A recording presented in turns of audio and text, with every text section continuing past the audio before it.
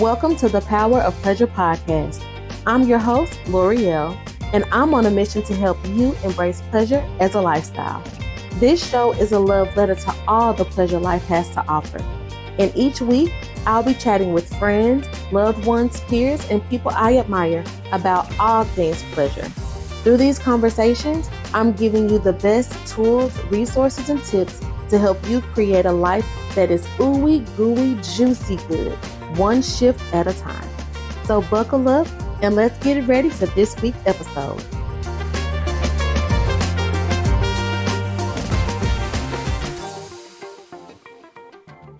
Good morning, good afternoon, good evening, beautiful people, wherever you are. Thank you so much for joining me today for the Power of Pleasure podcast. I am your host, kink educator, L'Oreal, and today I'm joined with the beautiful and the awesome Emma. She is a joy guide and the owner of RoseJoyCo. Hello there, how are you? L'Oreal, I'm great. How are you? I'm doing pretty good, doing pretty good. I'm so excited that I had the opportunity to talk to you today. I really loved um, your message about how to use your inner authority or like your inner compass, your gut feelings to find our way back to happiness and let go of what's not pleasurable. So, before we jump into that, I really want you to just take a moment and let the people know about you and who you are and what you do. Sure. So, my name is Emma, and like L'Oreal said, I am a joy guide and I own my own company. And I am a Reiki master, so I'm an energy healer, and I'm also a clairvoyant. But what I love to do is help women find their way back to having a more joyful life, finding better friendships and connection with themselves. So, a big teaching of mine is working with the inner authority because it's so important. That is what drives us. That's how we find our purpose. And that's how we figure out what's right for us because, society really wants to tell us what we should or shouldn't like or how we should behave. But when we start to get really strong in who we are and what we want, joy comes, pleasure comes. Those other things fall away that aren't working for us. I love that so much. And I think, too, it's really important in this era of like release what doesn't serve you. Like people have taken that to be just cut off everyone and just stop doing everything. And I'm pretty sure that's not what the original intention was behind that. I personally think that the reason people do that is because it's easier, right? Because when we start the journey of finding our joy and finding our pleasure, we often have to take personal responsibility for why we've ended up wherever we're at. Like if we're unhappy in a relationship, friendship, job, whatever, we have to look in the mirror and, come to terms with the decisions that we've made or the energy that we've maintained that has kept us where we are. So, in your terms, could you explain what it means to be led by your inner compass and what that looks like? Sure. So I'm sure you've talked a little bit about this, but your inner compass really is I see it as a Reiki healer. I see it right above your heart and under your throat. So your voice and your heart is what drives your inner compass.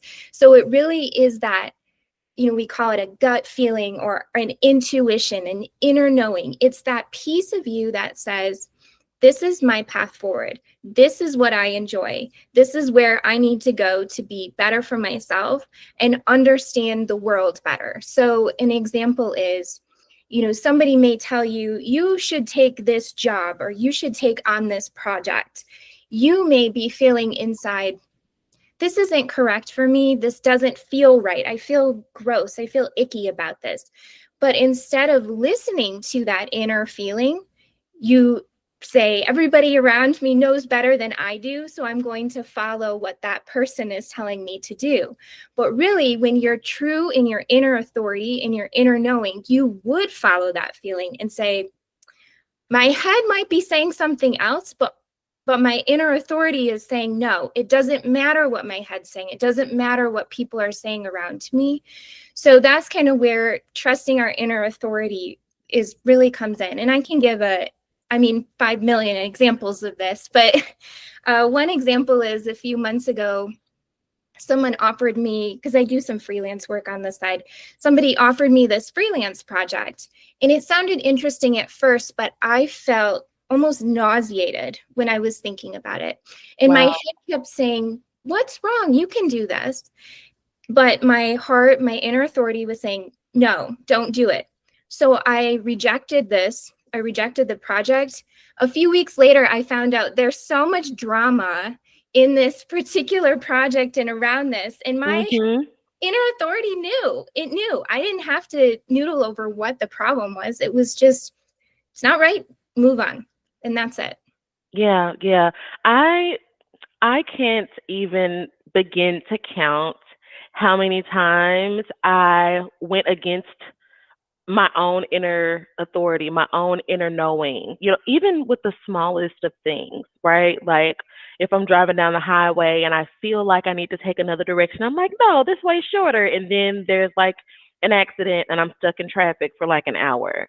Or, I'm going to go to this restaurant and get blah, blah, blah when I really feel like I should just cook at home. And then they're out of everything that I want. And so I wasted the trip, even small things like that. And so I know what it feels like for me to go against my inner authority. But what are some things that you can point out, in your experience as a Reiki master, having helped so many people with this? What are some ways that you recognize people are disconnected from their inner authority? Oh, oh man. Well, because I also am a clairvoyant, I can see people's chakras. I can see visions in front of me, scenes. And Mm-hmm. so one example is a client I have. She used to be very strong in her inner authority because what I have seen for her chakra is actually a fortress around it with a moat. So she was so trusting of herself. She knew who she was. But the last few times I've done Reiki for her, I've seen that chakra completely dried up. So there's no flow of energy through that Mm-hmm. area. So instead of being this, princess castle, it's become this ghost town. So Mm-hmm. I've had multiple conversations with her about this and needing to get back to her own knowing. But that's how I can see for somebody else. The other way is just people not knowing where to go, always asking, what do I do? How do I go through this life feeling very chaotic? That's when somebody is disconnected from their inner authority. So I can give you some tips on how to tap into that if you'd like. Of course, I want the tips. Okay. Especially because like there's people, because this is part of the reason why I started this podcast is because people say you teach what you need to learn.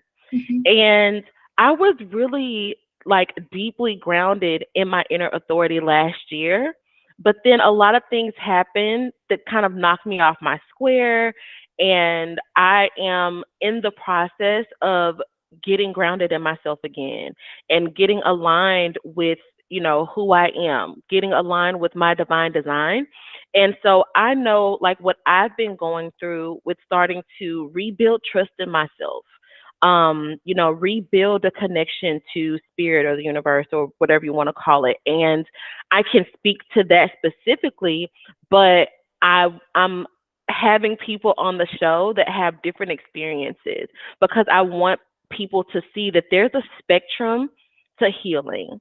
Like there's not just one way. There's not just one thing to do. And what works for me might not work for them. And that's really important because a lot of times when we're not grounded in ourselves, we are looking for that external validation.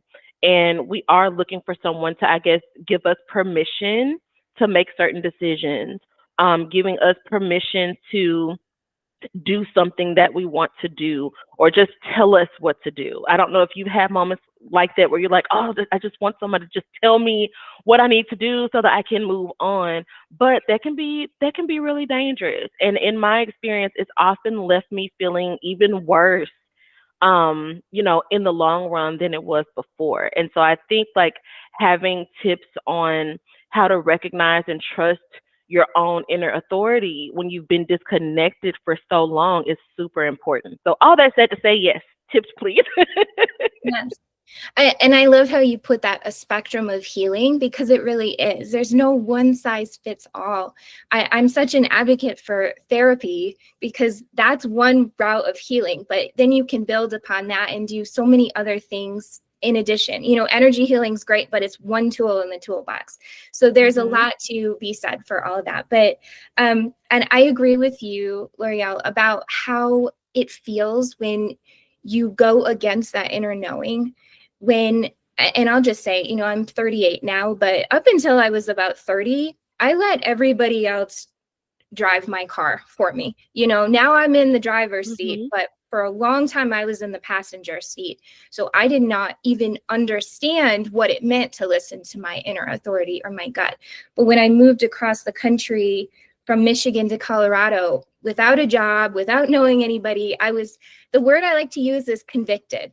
I was convicted. Nobody could take me off of my path. Nobody could tell me, and a lot of people wanted to, that, you know, what are you doing? You're nuts. This isn't going to work. Mhm. And you know what? I moved out here 6 years ago and I'm still here and I'm doing Mm. fine. I'm thriving. Well, But congratulations to you. thanks. It was just I knew it had to happen, but it took a long road to get there. And certainly things didn't get easier when I moved across the country. But let me tell you some tips for the inner authority. And I was taught these by some mentors a few years ago. And it really has driven me to even do it when I'm going to eat something. Like, this is how much I use Mm. these tactics now. So one of the ways you can test this out is think about a food that you really love to eat. So maybe say it out loud. Just, Oh, a food I really love, pizza. I love pizza. okay. So how does that feel in your body? It Describe it gets out it loud. gets me it gets me excited. Like I get tingly. Um I also I can't remember what the clear is, but I can start to smell it. Sometimes depending on how bad I want it, I can like actually taste the pizza and that's sometimes how I decide which place I'm going to order from because they all have a different taste. So like Papa John's tastes different from Pizza Hut. But if I can taste the pizza, I know which restaurant I want to order from. Interesting. So, yeah. Okay. All right. Well, we're gonna test this with a non-food related thing in a second. So I'm Okay. curious if you could taste that too. But okay, so now think about a food you really don't like eating. For me, it's lima beans. But think about that, and how does that feel in your Mhm. body? I don't like it. It feels like a because for me I have it's peas, right? So I've had fresh peas before and they weren't horrible, but I haven't been able to get any more and all the others I've had are like canned and it's just disgusting. And so thinking about that canned peas taste, it's kind of like making my stomach churn a little bit. Um it's just this it feels just nasty in my body. Kind of like my skin is crawling a little bit thinking about it. So this is the way that you can test a question. So Mm. you take those, because they're very contrasting feelings, that Mhm. nasty icky feeling or that excited, you know, salivated feeling. Those at the contrast will answer your question. Those are your yes or no. So is there a question that's been on your mind? Actually, let's no, I don't want to do a question about eating again. Is there a question you've had on your mind? Like, is there some topic you've been thinking of lately that's a yes or a no? Um Quitting my job. I've been thinking about quitting my job a lot. Oh, I can tell you a story about that if you want to hear mine. But Oh yeah. yeah, so actually this is a great one to bring up, because when I've quit a couple jobs now without other jobs, and now I just do my own thing. I'm my own business owner and I do a little bit of freelance work. But when I quit both of those jobs, actually 3 jobs without another job. That's kind of crazy. I knew it. It was a gut feeling of I feel terrible. I was starting to get panic attacks and crying, and I felt like I was being pushed against a wall. Uh, and eventually I said, this is it. I've got to just do this. And the universe actually provided. As soon as I quit, I was able to move forward and get freelance jobs and everything else. So this is a great way to use this trick. So just, it's a yes or no. Should you quit your job? Now ask it out loud and then tell me how you feel. Okay. I think like I the answer is already coming through so strong. Like before I even ask, do I need to quit my job? Like my whole like I just feel myself just there's like a release, right? So there's like tears that want to flow. And there's like thinking about staying at my job, my shoulders get tense. I feel like my throat is closing up. And a lot of what you mentioned, like just the panic attacks and feeling like you're up against the wall, it's like I know I don't need to be there, especially when they've made it very clear that there are no opportunities for me to grow, right? Because as much as I want to own a business, I also have no problem, working a 9 to 5. Mhm. But I think that that's something I know that's something I've been battling with for a really long time because I've also quit jobs. Like I used to quit jobs so fast. I used to quit jobs really fast without having another job or like a backup plan. And I think once I left prematurely and things didn't go the way that I thought they would go, and it was just a bad experience. And so I've honestly been afraid to do it again without like having a plan or something else to fall back on. But it's very clear what the answer to that question is.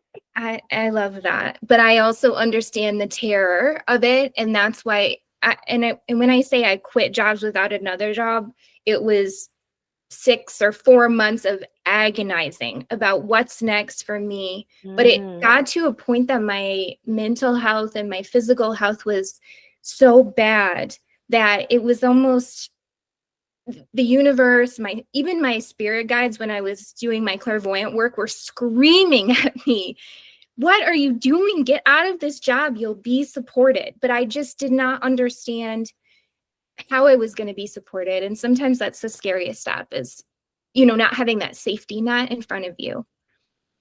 absolutely. It's funny to me because I am like part of my divine design is like I'm a very intuitively led person, but I also have a knack for systems and creating structure and planning. And so some of the work that I did when I first started my business, when I went from being a virtual assistant to helping people with operations, like we're doing strategic planning and like we're going to plan out a whole year in your business and what systems do you need to support you. And so my brain just automatically goes there because that's what's familiar and it's what's comfortable.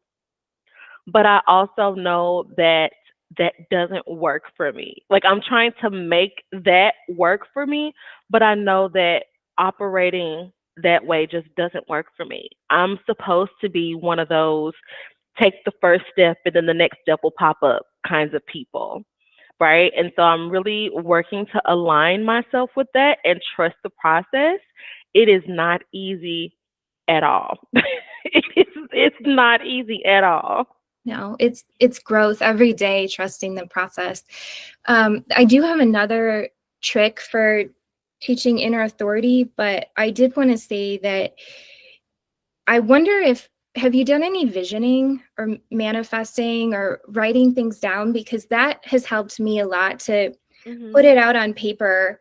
That way you're still planning, right? Mhm. You're giving it to the universe, but you're saying, okay, this is what I want. This is what I'm going to work towards. This is how I see my life.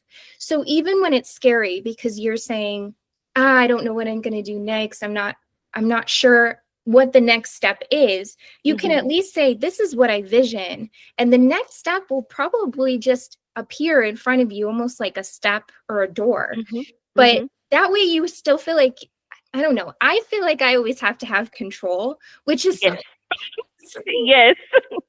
so hard to stop feeling like that. But, you know, that's all the growth that we get to do, is being in the flow and letting things happen the way that they're supposed to. But Mhm.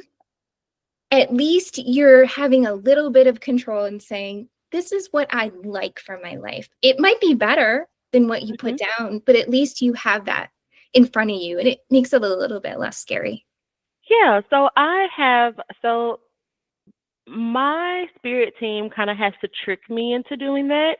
So I'm really stubborn. It's like if I don't want to do something, I'm not gonna do it. And I it usually ends up with me like being forced to do it, right? And so I'm trying to stop letting things get to the point where I am like forced out of a situation or forced into doing something, because it doesn't have to be that way.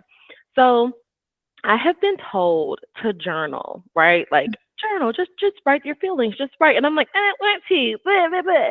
And so now that I'm back in therapy and I have all these feelings, and it's I don't think it's a coincidence at all that a lot of the people that I would normally confide in are dealing with their own stuff. They don't have the capacity to, you know what I'm saying, to be my sounding board. And so where do I go? I go to my journal. And so now that I'm writing like every day, sometimes twice a day, journaling, I have the capacity now to start visioning. Like, I don't like this anymore. I would really like this. So I would like to try that. And so I kind of have to right now get tricked into doing that. But I also appreciate it because I'm seeing why. Like, if I am told to do something, it's like, well, why? It doesn't make sense. Like, it's something that has to make sense. But it's like once I start doing it, that's when it becomes clear. So it's kind of I'm in a really interesting space with all of that. Because before, when I was being told to journal, I thought it was stupid, and I really didn't even have. I was in such a bad place that I didn't even have the energy to think about having something better, or like wanting something more. But now that I've started to clear out the clutter and make sense of my feelings and, process through some things, it's freeing up the space and it's like rewiring some things. So now it's like, oh, I think that it would be nice to have this, without feeling guilty or immediately saying, well, that's stupid. That's not going to happen. That's, I think a lot of people are feeling that way. There's guilt. A lot of women tell me there's guilt around feeling like they could have more or being Hmm. happy. And I don't know where that comes from, but I lived most of my, my until I was 30 feeling like I don't get to have good things. I have to Hmm. settle. This is just my life. Yeah. This is and there's something to be said for being in flow, but knowing what we want versus letting people drag us through life or just not being driven the way that we want to be driven. Giving things up to the universe, to the path, to the next steps is different than just saying, whatever, I guess this is what I deserve and I don't get anything better. But I totally Hmm. understand what you're feeling, because there's sometimes that overwhelm of, this is okay for right now. This is all I can Yeah. even imagine, because I can't have Hmm. mental capacity for that. So I get that. And the other thing I've learned with journaling is some people don't know how to journal. I didn't for a long time. Yeah. I just would write down, I did this today and we did this and that was fun. End of story. But Hmm. now journaling is more, here's how I feel. This happened. This is how I'm working. Excuse me, how I'm working through this process. It's a very different method, and that's where healing comes in, and that's where visioning comes in. That's where understanding ourselves comes in. Is what I assume is the journaling that you're doing now, and that I'm doing Yeah. now. There's Yeah. So, oh, go ahead. I'm sorry. I was just gonna say there's another way of journaling that I do and I teach, and I call it emotional art journaling, Ooh. and it's not pen to paper, it's crayon, it's paint, it's marker to paper. And so you focus on one project or one feeling that you can't get past. You're trying to overcome it, and you just working through prompts and how do I feel about this, or how can I move through this. You put pen, you put your creative juices onto paper to express your emotions. And so nobody has to know what you're thinking or feeling. You can burn it, you can tear it up afterwards, but it really isn't a releasing process. So I've been doing that since I was young, and I didn't even realize it was healing me until last year when I was able to. I couldn't put my website out. I just was hitting all these walls and all these walls. And I finally did this emotional art journaling for that project. And the next day I published my website because I was able to get through like 6 pages.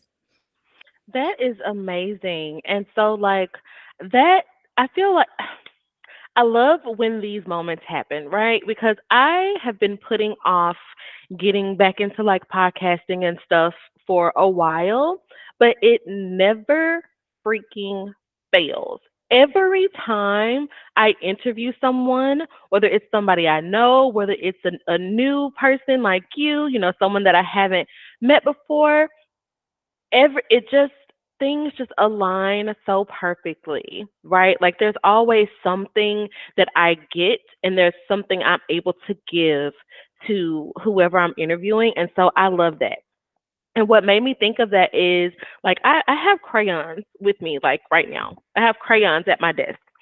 I have been wanting to like color. Like I've printed out coloring pages or whatever because I want to get back into being creative. Like I used to draw pictures. They weren't very good, but I would draw anyway because I like to draw. I would draw pictures. I would do abstract art. I would write poetry. Like I would write poems all the time. And I stopped doing that. Don't remember when. I just kind of stopped and I have been trying to get back into like creative mode. And I've heard that coloring is a really good way to get back into that. But there's been some hesitation there, and I don't know if it's just um me wanting to make sure that it looks nice, even though it's just for me. So is that something that has ever come up for you, like in your emotional art journey or just journaling, sorry, or just in general? Yes, that comes up for me. I mean, because I took art classes through my entire, elementary, middle, high school. And I was always surrounded by people who were very good artists. And I thought I was okay, but I just liked it. I felt like it was healing, it was meditative. So as I do this emotional art journaling now, I just try to get something on paper. It doesn't matter because I know that I can throw it out. But when I first started, well, in my 20s, I didn't understand about energy work at all. So I would do these emotional art journaling things when I was like really angry, and then I would hang Mhm. them on the wall. So now I know, don't do that. I kind of Mhm. stack them away for future reference, but most people have that perfectionist mentality that Mhm. people need to look at it, people need to admire it and be okay with it. But if you go into it with the mindset of I'm going to tear this up afterwards, regardless, you may care less. Got you. So, excuse me. I know like we've talked about like some different techniques and how to connect with your body, your inner authority, and I guess how to develop a practice of doing that. But one thing we've kind of touched on this throughout the conversation, and that's the emotions or like the discomfort or the fear that may come up when we are wanting to let go of something that we know isn't for us, whether it's leaving a job or whether it's, leaving a relationship or maybe, excuse me, it's like distancing yourself from like a family member or a friend or whatever the case may be. And so, how do you recommend navigating those emotions or the discomfort that comes up when we know it's time to release the thing and it feels necessary, but we don't know what's on the other side of that. Wow, that is a really deep question. And I don't know that I'm actually the expert in this completely, but Mhm. what I can say is there's a few pieces of advice I've received over the years regarding this. One is because I do help people build better friendships in their life, find people who bring them joy and make them feel okay for being them. I really am an advocate for the inner authority work and feeling how does this person feel around me? You know, an old friendship, they may not feel good anymore to be around. So the more you're around that person or the more you're at the job you're at, you probably have gotten to a point of saying, this isn't right. Just like you're saying, this isn't right for me, but Mhm. what's next? So one thing that I read a while ago, I'm not sure if you're familiar with, she's an author, her name's Martha Beck. She talks about this elevator concept. So when you are leveling up in your life, you are knowing you have to leave friends behind, you have to leave a job behind, you are leaving big pieces of yourself behind. And you can look around on the floor of your life and say, these are all these people that I'm going to have to leave behind. And it's so scary to move up. But what happens is when you get on that elevator and nobody comes with you and you get to the next level, you open the door and you see all of these people who are so excited to have you there with them. So I love Mm. that analogy because it brings hope to the fear. Yes, it's scary to leave things behind. Mhm. Yes, you don't know what's on the other side. But when you get to that next place in your life, you recognize that you don't want to go back to what you had before. So Mhm. that's, I mean, I'm such an advocate for hope because I Mhm. live on hope all the time. I don't know what's next. I do work with my spirit team all the time. Sometimes they tell me, do this, it's going to be great, but they don't tell me what it's going to be. So I Mm. fight it sometimes and I'm scared, but when you have a vision in your head, when you're working towards something, when you're putting intention towards having a happier life, you can look at your life around you now and say, this feels terrible. I don't Yeah. I don't like Mhm. this anymore. I don't want to feel this way. So sometimes it's just that matter of understanding and recognizing that things could feel a lot better. Mm. And there's a lot of people who talk about manifesting, but I love Abraham Hicks and how she talks about where they, whatever it is, Esther Hicks, Abraham Hicks. There's that talk of feel it. Feel what does it feel like to have this thing? Really feel it in your body, and that's how you can manifest it. So if you're actively feeling how it can feel to have the thing that you want, to move past those jobs, those friendships, those relationships, when you're actively feeling that contrast, you're going to recognize this is fine. This is good. I'm moving. Mhm. I'm done. Mhm. I can't live in this feeling of low vibration anymore. I don't Mhm. know if that helps and answers your question, but it, Yeah.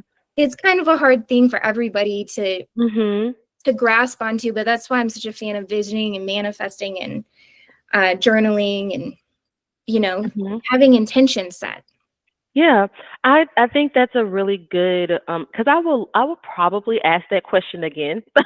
But like I think that what you said is a really good start.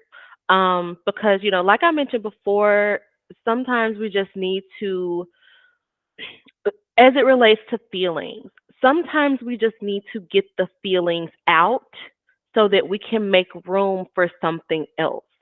So if we are feeling depressed, and this is not, as a person that deals with depression, this is not to say that it's not real, that it's not a big deal. And I definitely don't think it's something that you can pray away or anything like that. So this is not to minimize or trivialize that by any means. But when you are having those deep feelings and you're feeling low and you're just feeling like there's no hope, you're just in despair, a lot of times, like when you focus on that feeling, that's all there is. That's all there is. And so sometimes you have to just get it out, right? And so I think that that's where definitely where the journaling comes in, right? Even if you just like, I hate all of this and whatever it is, just getting it out to make room for something else and make room for some other feelings to come in. And I think too, like work that I've, a lot of the resources that I've gotten from um, different like mentors or people that I'm interested in learning from when it comes to manifesting, it is about the feeling. It's about how you want to feel as opposed to what you want to have Mhm. because the things may change. The things may change. So, for example, if you want a friendship, like you want a best friend, right? And I'm that popped in my head because I've been seeing a lot of people who are like looking for best friends. Maybe they haven't had one before or they haven't had one in a while. They're like, "Oh, I want a best friend. I want someone that I can do this with and do that with." And it's like, what if we were to focus on the feelings that we got from that person instead of trying to manifest a specific person or a specific kind of relationship. Like maybe there are already people around us who can give us that, but we just weren't open to receiving it at the time. So with that being said, like while we're on the subject of feelings, and kind of backtracking a little bit to feeling like those feelings of, just like nothing is gonna get better. I think that what I know from personal experience that being in those feelings too long can make it really hard to remember what joy feels like or what happiness feels like, what pleasure feels like. And so, what are some misconceptions that you think people have about happiness and what it's supposed to look like or what it feels like that can actually hold them back from experiencing it? Oh, that's another great question. And I wanted to mention too that I've struggled with depression and anxiety my whole life too. So Mhm. this process of finding joy was really instrumental in my mental health because it was so hard for me to get out of that headspace. And sometimes it still is of despair. So what I found in the joy process, and this is a little bit off topic, but I will get to your question. In the joy process is having a sense of purpose or having an intention set to finding a little piece of happiness means everything. And I can give you an example. Last year, I was living back in Michigan for a month, and then my boyfriend and I were living in a hotel room before we moved into our house in a completely different area in Colorado. So I was feeling very lonely and very depressed, and I didn't know how things were going to pan out, and I was just really struggling. So I actually got this message from my spirit team to create what I call them a joy cheat sheet. So what a joy cheat sheet consists of is small things that bring you a little bit of happiness. Like right now I have a candle lit. It's like the smallest thing you can do, but it brings me so much happiness. It makes me feel warm and like I'm, embraced. And then there's like weekly things you can do, like going for a bike ride or spending time with a friend, doing an activity. And then there's monthly things you can do. So going on a trip, taking a day to do something interesting or buying a workshop or a class or something that you really want to do. So why I've made it into these three things is so people can understand that joy doesn't have to be this giant thing. Joy is really small increments of happiness. And the other part of that is what I've learned from myself is there's things that I thought brought me joy. And then when I really tap into that inner authority, I recognized, actually, I really hate this. I don't like this at all. But I thought it brought me joy. I thought it was something fun. So for an example, when I went to a festival a couple weeks ago, I thought, this is fun. I want to do this. I was so excited about it. And I got there and then I looked around and I said, I hate this. Why am I here? This is not fun at all for me. But I used to like doing that kind of thing. So Mhm. people, I think the misconception is people feel like they need to have a certain kind of fun or they need to find a certain kind of happiness in doing the things that everybody else likes to do. And when we look around, and I term these things adult fun and kid fun. Adult is boring. I think it's boring as heck. A lot Yes. of things like networking events, I do them, but I don't like them. You know, there's so many things that we say, this is fun, a dinner party, those kinds of things. Half the time it's not actually fun. We're just No. doing them and we're doing adult things. But you know, I have a trampoline at home. Like if I'm jumping on a trampoline, I'm like, yes, now this is fun. This is kid fun. But so many people just, and this is where I love helping people, they don't understand how to get to that kid fun. There's so much judgment of themselves, judgment from other people, things that are keeping them from actually having the fun that they want to have. And then there's that Mhm. other piece of knowing yourself. There are a lot of people who don't know themselves or Yes. know enough that they don't want to tell people. So being vulnerable, I believe, is another part of joy, because if you let people know who you really are, you have better conversations, you do things you actually enjoy doing, and you find friends who love you for you. So there's so Yes. much wrapped into that, but that's why, you know, joy, happiness, that's such a big conversation, because we have to give ourselves permission to be us. Absolutely. I love all of that. And that's another thing too. Like I've been working on the kid fun part because adult fun, it's boring. It is boring. Like I remember once I went to visit my mom or something and I found some applesauce in the refrigerator. And I got so excited. I love applesauce, right? But it's like a kid food. Like I don't think I've met any other adult that's like, "Ooh, I like applesauce." Like I love it in the little pouches. Oh my goodness. Yes. Like I those are my favorite ones. And so I found some applesauce. I think it was like my nephew left it over there and I was like, whose applesauce is this? Can I have it? And my mom is like, I don't care. Like, why are you so excited about this applesauce? And my big little brother, I call him my big little brother, he's way taller than me. I'm like 5'3" and he's like maybe like 6 feet. So he's like a giant over me. And he's like, "Bro, you're being really childish right now." And I was like, "No, I'm keeping the joy alive." Like I'm not being childish. There's nothing it's food, right? Like it's food. It's not like, I'm running around in a diaper or something like that. Like it's applesauce and it makes me happy and it's a way for me to connect with my inner child and they're like, "Oh, here she goes," right? I'm the quirky, weird spiritualist of the family. And so that's said to say I think just even those small things, like those small little pieces of the kid fun make so much of a difference. Like now I keep applesauce in the refrigerator. Have to have it because it makes me happy. If I'm in a bad mood, I can't be sad and eat applesauce, right? It's so Can't be true. sad and eat that. Yeah. Yeah, and I love applesauce too. So I will say, you're Yay. not being childish. But I did want to mention too, there is a piece of the joy that is curiosity, and Mm, in allowing yourself to be excited. Like you were excited about that applesauce, but my boyfriend tells me all the time that I'm act like such a little girl. But it's mm. because I'm always, when we're in the car, I say, "What's that?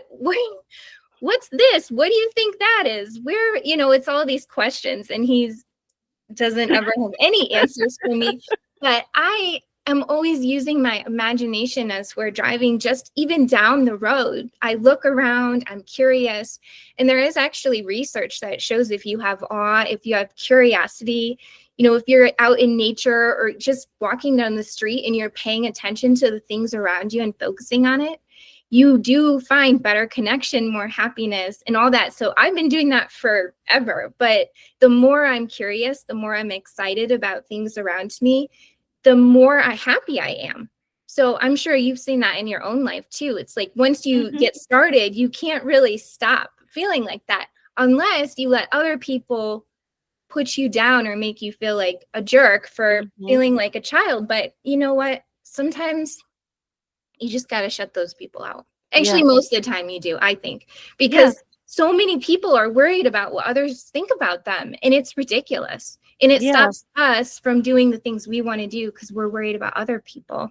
And it's all like part of the programming, you know? Like a lot of us learn from an early age to like dim our light or like behave a certain way so that people will like us or so they'll want to be friends with us so they'll be nice to us, and then it's it's it's jarring, you know, once you get older and you stop doing those things and people are like, you're being weird, but really you're being who you really are. And those people never had a chance to get to know the real you because you've been living outside of yourself for so long. And so I think that's really, really important. Excuse me. Yeah, I agree. I have a good friend who I just absolutely love her, but she exudes joy. And we were in the airport a few months ago and she was stretching. She was doing these stretches in the airport while we were waiting for our bags. And I was trying to shut it down because I was worried about guys looking at Mhm. us or feeling, awkward. But I was upset with myself later on because I thought, "Ah, she is exuding joy. She's doing the things she wants to do. She's better at this than I am. And then she was like, we were out in the snow one time and she was rolling around in the snow. I, I thought, what the heck are you doing? But it makes me so happy just to even think about her doing that. She doesn't care what people think about her in that way. And it's amazing because she really finds more joy than I think I find sometimes because she's already tapped into that part of herself. But so many people are too scared to even like dance or do any of Yes. those things. And I don't love dancing in front of people, but I was even dancing to Lizzo before I got on this call because I Good. was like, I gotta dance a little bit and elevate my mood and let my stress down a little bit. But some people just won't even do that in the privacy of their own home. Yeah. Oh my goodness. So I have so many more questions that I want to ask. But we're getting down to the wire, and like I could seriously talk like all day. Um, but you know, I think that this has been an amazing conversation. And another thing that I wanted to ask you, right? Like you are a joy guide and you help people, you know, to really reconnect with themselves and figure out like what it's going to take for them to be happy and have joy. And so of everything that we've talked about, which has been a lot, um, if you could pick one key message that you hope listeners will take away from today's conversation about like joy and pleasure and like reconnecting to yourself, what is one thing that you'd like to leave the listeners with today? Well, what I want to leave everyone with is joy is personal. So, figuring out your inner authority, learning to trust yourself more, will connect you with what brings you more joy and what you may want to leave behind. The more Mm, tapped into it you get, the more you trust yourself, the the better you're going to feel about your life and the way that you're moving forward in it. that is beautiful. Like it's so like simple and just succinct and straight to the point, and I love that. Okay, so when it comes to pleasure in your own life, what does pleasure feel like for you? Well, when you were describing eating pizza, it kind of feels like that to me, where it's an overwhelming sense of excitement. The butterflies in my chest, of my heart feels warm and full, and I just feel happy to be alive. Like everything Mm, is amazing. I'm excited to wake up in the morning and just that general feeling. But I love to describe joy, kid joy, as ear to ear grinning fun. Because if you are grinning mm, ear to ear, no matter who you are having a great time. And that's how it feels for me, whether I'm, sprinting down a trail really fast, or I'm skipping, or I sound like a child right now, jumping on my trampoline, any of those things, they just make me so happy. And it's also a sense of freedom too. I think freedom mm. is a really good word to use in conjunction with joy. I love that. And I listen, I don't have a problem with skipping. Like they don't make the skip it toys anymore, but I found something similar to that at Target and it lights up. And so I got one for me and like my two youngest daughters. My oldest daughter was like absolutely not. But my two youngest daughters, we all have one and so we'll just get in the living room cuz we got rid of our couch and so we have like all this open space and so we'll get in here and all three of us will just skip around like with the lights off and everything's lighting up on the floor. Great time. So I get that and I'm here for the kid fun. I'm going to get one of those now. Ooh, let me know how you like it. I can't remember what it's called, but it looks exactly like a skip it, but it's not called that. And so the second to last question that I want to ask you is what is the top pleasure principle that governs your life? Mm. Wow. I think it's connection with myself, connection with Mhm. others, feeling like I'm a part of something. If I feel like I'm disconnected from other people or the world, I don't operate very well. So it's Mhm. being able to forge bonds with other people and have great conversations and just feel good about who I am too. So I know that's kind of a big one, but connection really is what drives me. In the Mhm. Strengths Finder test, everything is connection for me. So Mm. it's really important. I don't think I would operate well without relationships in my life. I think that's beautiful. And I think, a lot of people would be surprised, if they took the time to do the work to figure it out. Because I've seen where a lot of people they're like, oh, I don't like being around other people, but it's really because they're dealing with things internally and they don't have the capacity to be around other people. But when they're doing that work, it's easier for them to be around people and they get energized being around people. And so it's like, oh, I wasn't introverted after all. I was just in crisis or whatever. And so I think that's really beautiful.